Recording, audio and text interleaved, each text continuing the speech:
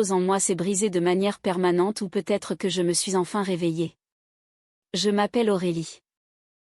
J'ai 36 ans, je suis avocate d'affaires à Paris et mère célibataire de l'être le plus précieux au monde, ma fille de 8 ans, Léa. Et ces perles n'étaient pas seulement des bijoux. C'était un héritage, une lignée, une histoire. C'était ma grand-mère.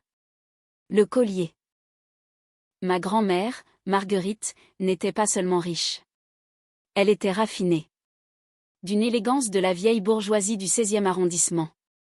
Le genre de femme qui portait des gants en soie en juillet et buvait son thé dans de la porcelaine de Limoges. À sa mort, elle a laissé un objet spécifiquement pour Léa, un collier de perles des mers du Sud, naturel, sans défaut, assuré pour 90 000 €. Je me souviens du jour où le notaire me l'a remis dans un coffret en velours.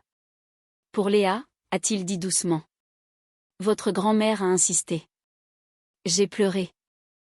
Parce que dans une famille où le favoritisme avait toujours coulé comme le champagne vers ma sœur cadette, Camille, c'était la première fois que quelque chose était destiné à mon enfant.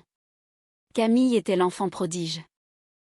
Blonde, ancienne cavalière de concours, mariée à 22 ans, 2 enfants à 25 ans, vivant toujours à 15 minutes de chez mes parents dans leur banlieue chic de Saint-Cloud. J'étais la rebelle. Études de droit, axée sur la carrière, divorcée à 30 ans, installée dans le centre de Paris. Mes parents ne m'ont jamais pardonné de ne pas être Camille. La piscine. Le mari de Camille, Benoît, avait récemment lancé ce qu'il appelait une entreprise d'investissement paysager. Ce qui signifie qu'il creusait des trous et facturait le triple. Mais Camille voulait quelque chose de plus grand, une oasis dans son jardin, une piscine à débordement, une cascade, une cuisine d'été, un brasero, la totale. Mes parents pensaient que c'était un bel investissement dans le bonheur familial. Je pensais que c'était un gouffre financier de 110 000 €. Je ne savais pas encore qu'une partie de cet investissement proviendrait de l'héritage de ma fille. La découverte a commencé quand Léa a demandé à voir les perles. Maman, est-ce que je peux revoir le collier de mamie? Nous le gardions dans un petit coffre-fort chez mes parents. Pourquoi? Parce qu'à l'époque, je vivais dans un petit appartement parisien pendant mon divorce. Mes parents ont insisté sur le fait que ce serait plus sûr chez eux. C'est temporaire, avait dit ma mère. Je lui ai fait confiance.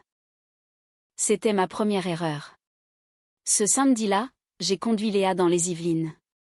Nous étions assises au comptoir de la cuisine pendant que ma mère préparait des tartelettes au citron et que mon père regardait le rugby dans le salon. Maman, ai-je dit nonchalamment, on peut prendre le collier de Léa. Elle s'est figée juste une seconde. Oh, a-t-elle dit trop vite? À ce sujet. Je l'ai senti. Le changement dans l'air. Quoi à ce sujet? Elle a essuyé ses mains sur un torchon. Elle ne me regardait pas. On s'en occupe. On s'en occupe. Comment? Mon père est entré. Et c'est là qu'il l'a dit. Nous l'avons vendu. Silence. Si le silence avait un poids, il aurait écrasé la maison. Léa était dans le salon en train de colorier. Elle n'a pas entendu. Mais moi, si. Vous avez quoi? Mon père a soupiré comme si j'étais mélodramatique. Camille avait besoin d'aide pour finir la piscine. L'entrepreneur exigeait le paiement final. Nous avions des problèmes de liquidité. Des problèmes de liquidité, j'ai répété. Ma mère a enfin croisé mon regard. Ce n'est qu'un bijou. Juste un bijou. Juste le dernier cadeau de ma grand-mère. Juste l'héritage de ma fille. Combien? J'ai demandé, la voix tremblante. 90 000 €, a répondu mon père. Exactement sa valeur d'expertise. Vous l'avez vendu au prix total, j'ai demandé. Oui. Et où est cet argent maintenant? Ma mère a répondu doucement. Dans la piscine. La fête au bord de la piscine. 2 semaines plus tard, Camille a posté des photos sur Instagram. Une eau bleu azur. Ses enfants s'éclaboussant. Des coupes de champagne qui s'entrechoquent. Légende. Les rêves deviennent réalité. Cœur bleu. Reconnaissante. La famille d'abord. La famille d'abord. J'ai regardé le reflet du soleil sur l'eau. Et j'ai vu des perles. Les perles de ma fille. La confrontation. J'y suis retournée seule. Sans prévenir. Camille se prélassait au bord de la piscine quand je suis arrivée. Jolie piscine, j'ai dit. Elle a souri. N'est-elle pas magnifique? Savais-tu d'où venait l'argent? Elle a hésité. Cela m'a tout dit. Elle a soupiré. Papa et maman ont dit que ça ne te dérangerait pas. Tu gagnes très bien ta vie. Ce collier n'était pas à moi. Elle a haussé les épaules. Il dormait dans un coffre. Ici, on crée des souvenirs. Des souvenirs bâtis sur un vol. La réalité juridique. Voici le truc quand on est avocate. On ne panique pas. On analyse. Le collier a été légué légalement à Léa. Mes parents n'avaient aucun droit de propriété, ce qui signifiait que ce qu'ils avaient fait était un vol, pas un emprunt familial, pas une redistribution, un vol. Et j'avais des preuves. Le plan tranquille. La vengeance n'a pas besoin d'être bruyante. Parfois, ce sont des documents administratifs. Je n'ai pas crié. Je n'ai pas menacé. Je suis rentrée chez moi. Et j'ai déposé plainte à la gendarmerie. Le choc. Quand les policiers se sont présentés chez mes parents 3 semaines plus tard, Camille m'a appelée, hystérique. Comment as-tu pu faire ça? Ce sont nos parents. J'ai répondu calmement. Ils ont volé mon enfant. Tu ruines cette famille. Non, j'ai dit doucement. C'est eux qui l'ont fait. Le rebondissement. Ce que Camille ne savait pas, c'était ceci. Le collier avait été vendu à un bijoutier spécialisé dans les successions à Paris. Et je les avais déjà contactés. Ils l'avaient encore. Il n'avait pas encore été revendu. Et j'allais faire quelque chose que mes parents n'auraient jamais prévu. J'allais le racheter et les faire payer 2 fois. Le bijoutier à Paris avait toujours le collier. Quand j'ai appelé, la voix du propriétaire était calme et professionnelle. Oui, maître, nous l'avons acquis récemment. Un rang de perles des mers du Sud exceptionnel. Documentation complète. Je souhaite l'acheter, j'ai dit. Cela vous coûtera 105 000 €. Bien sûr. Marge, frais de dossier, demande du marché. Il l'avait acheté pour 90 000 €. Il me le revendait pour 105 000 €. 15 000 € d'insulte. Je n'ai pas hésité. Envoyez la facture. J'ai effectué le virement l'après-midi même. Mais voici la partie que personne n'a vu venir. Je n'ai pas retiré ma plainte. Je l'ai aggravée. Les charges. Quand on vole un mineur et que la valeur dépasse un certain montant, cela devient un abus de confiance aggravé et un vol qualifié. Ce n'était pas un désaccord familial. C'était un délit pénal.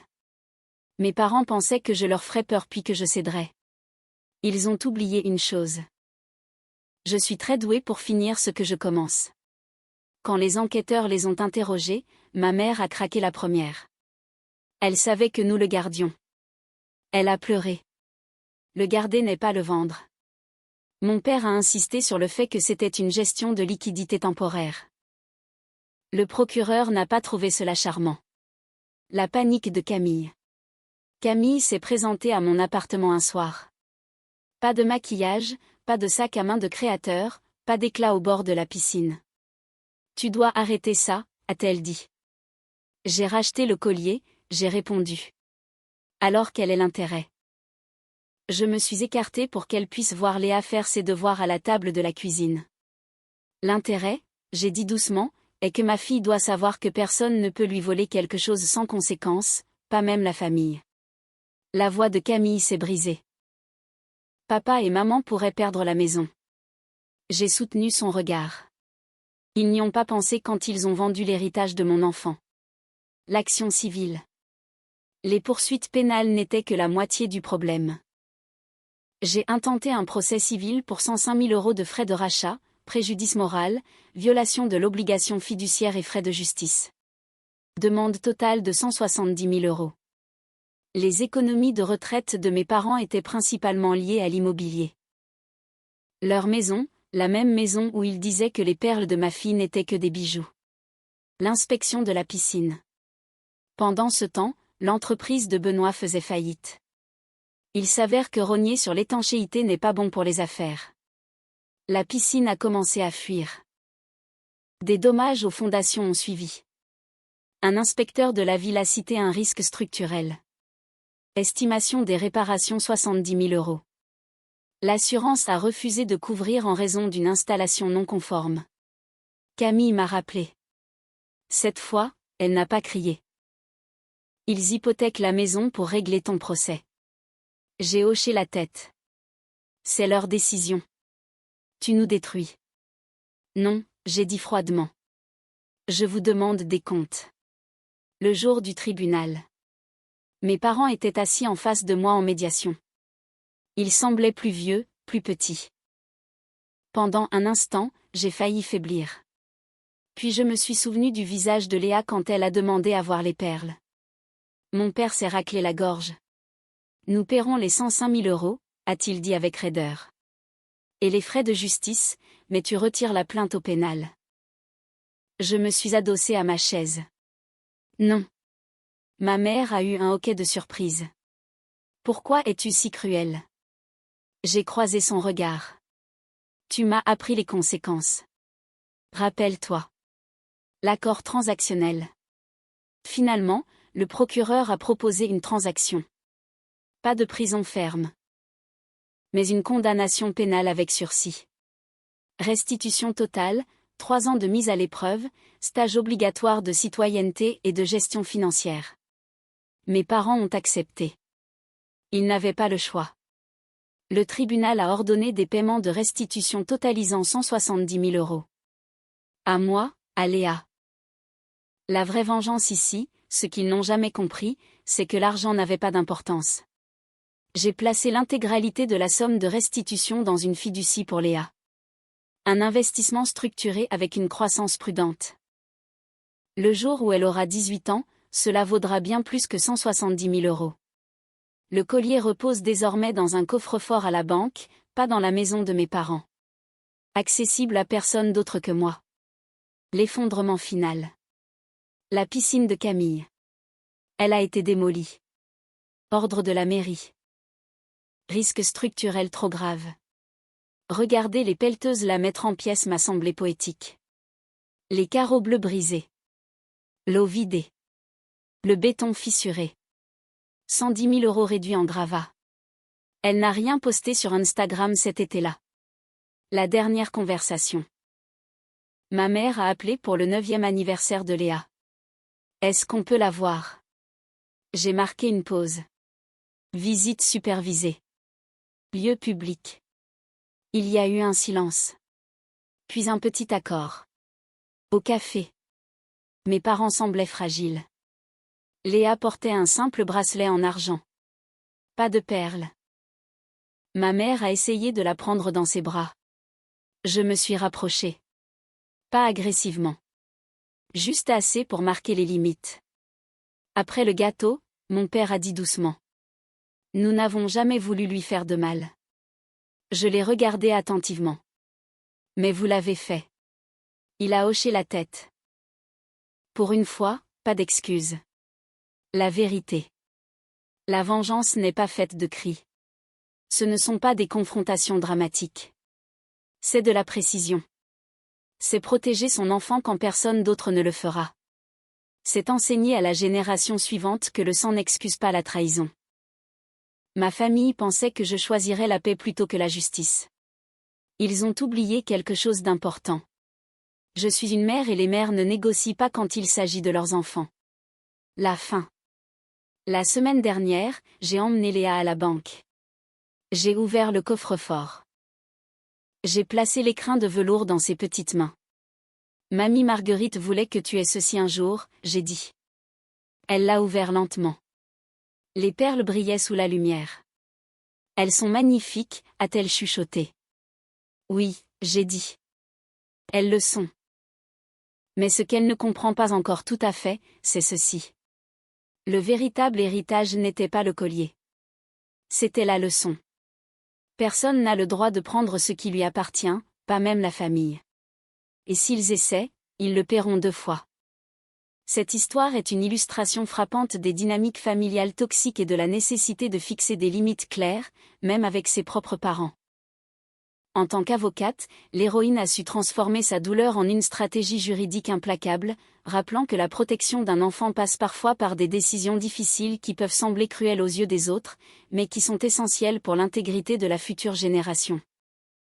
Le contraste entre le luxe superficiel de la piscine de Camille et la valeur historique et émotionnelle du collier de Marguerite souligne la différence entre le paraître et l'être. La chute finale de la piscine symbolise parfaitement la fragilité des choses construites sur le mensonge et le vol. C'est un rappel puissant que la loyauté familiale ne doit jamais être une excuse pour l'abus de confiance ou le vol, surtout au détriment d'un mineur qui ne peut pas se défendre seul. Et vous, qu'en pensez-vous ? Auriez-vous été capable de dénoncer vos propres parents à la police pour protéger l'héritage de votre enfant, ou auriez-vous privilégié la paix familiale malgré la trahison ? Pensez-vous que la réaction d'Aurélie est justifiée ou trop extrême ? Partagez votre avis